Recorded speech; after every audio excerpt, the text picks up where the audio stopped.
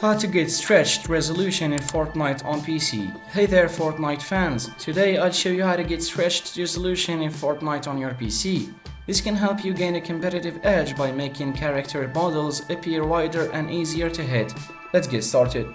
Launch Fortnite and click on the three horizontal lines in the top right corner to access the menu, then select Settings.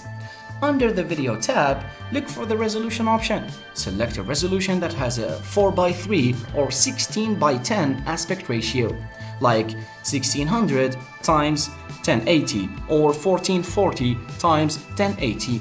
These are popular choices for stretch resolutions. Make sure you set the window mode to full screen. This will ensure that the game runs smoothly with the new resolution. Click Apply to save your new settings and your screen will adjust to this stretch resolution. Once in the game, you may want to tweak your graphics settings for better performance, especially if you notice any lag or performance drops. And there you go. Now you have stretched resolution in Fortnite, giving you a different perspective and potentially helping you aim. Remember to practice with these settings to get used to them. Thanks for watching and enjoy your games.